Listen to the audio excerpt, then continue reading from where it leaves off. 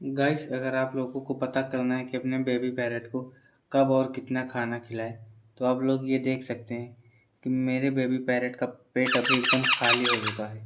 अब ये देखिए आप लोग, ये अभी मेरे बेबी पैरट का पेट एकदम खाली हो चुका है और मैं इसे खाना खाने के बाद आपको दिखाता हूँ कि कितना खाना खिलाना है।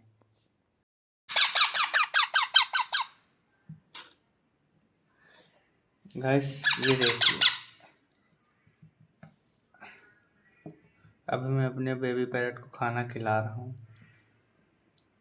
आपको अपने बेबी पैरट को इतना खाना खिलाना है लगभग कि इसकी ये जो थैली है, यह न ज़्यादा टाइट रहे न ज़्यादा ढीले रहे। आप लोग ये देख सकते हैं, ये देखिए, इसकी अभी न ये ज़्यादा टाइट है न ज़्यादा ढीले है। इतना खिलाइए कि ये हल्का हल्का दबे बस।